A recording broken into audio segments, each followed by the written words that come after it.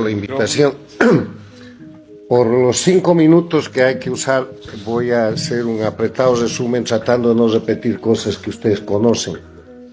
Primero, quiero empezar diciendo que el siglo XXI está marcado por el crecimiento del castrismo. El siglo XX, del 59 a el inicio del siglo XXI, fueron décadas de castrismo señaladas por fusilamientos, violación de derechos humanos, crímenes de terrorismo, guerrillas rurales, urbanas, invasiones, narcotráfico.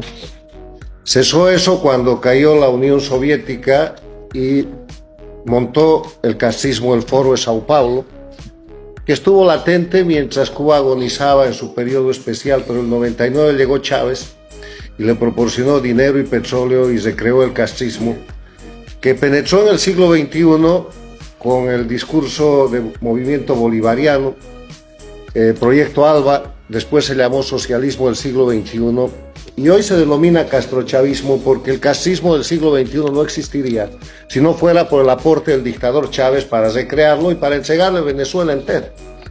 ¿Qué es el castrochavismo?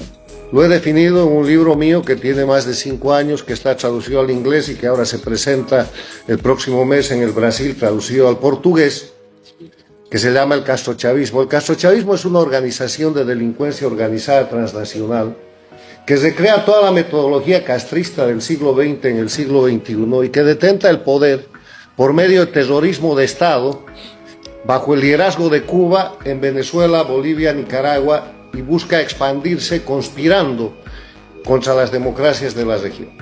Entonces, ¿cuáles son las notas características del castrochavismo? Primero es castrismo del siglo XXI, nada más.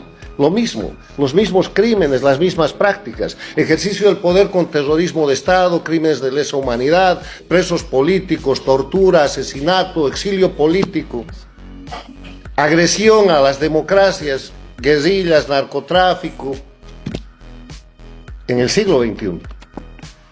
El segundo elemento es que ha logrado una organización de expansión de delincuencia organizada que abarca hoy día dictaduras que están ubicadas en Venezuela, en Bolivia, en Nicaragua, estuvieron en el Ecuador, tienen 2 gobiernos paradictatoriales en países democráticos que son México y Argentina, México con López Obrador y Argentina con Fernández Kirchner, y llamo regímenes o gobiernos paradictatoriales a gobiernos que, siendo países democráticos, han puesto toda su política exterior y gran parte de sus recursos internos para sostener y proteger a la dictadura de Cuba, para rehabilitar a la dictadura de Venezuela, para reponer la dictadura en Bolivia, cosa que han logrado, y para encubrir a la dictadura de Nicaragua.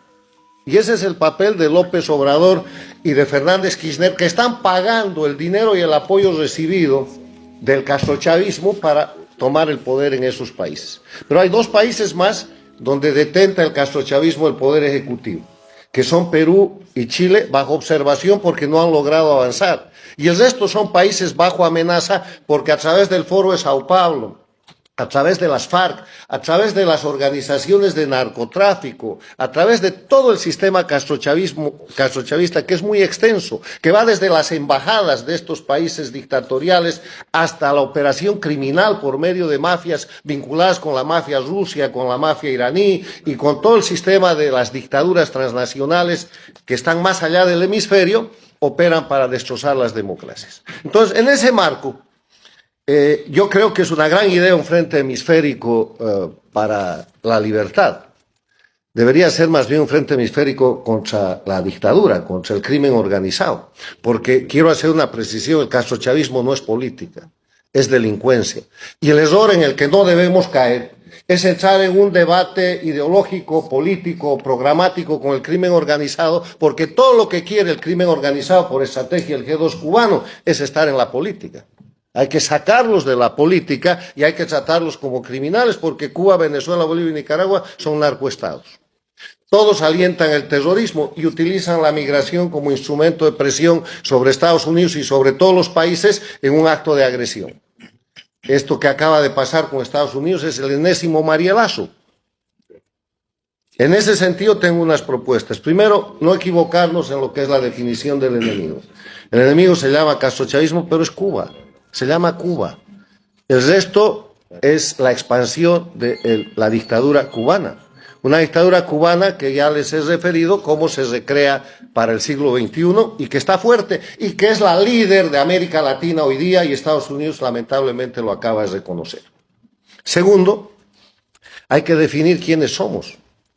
¿Quiénes somos? Todos, pero hay que empezar a trabajar en conjunto porque los colombianos creen que pueden solos, los venezolanos creyeron lo mismo, los peruanos están pensando lo mismo y no es creando un anteforo de Sao Paulo que esto se va a salvar, es identificando al enemigo y es señalando la condición del enemigo. Y finalmente, yo termino diciendo que esta es una tarea difícil porque he descubierto, después de casi 20 años de exilio, que la lucha por la libertad y la lucha contra las dictaduras es una tarea difícil, porque tenemos amigos de mentira y enemigos de verdad.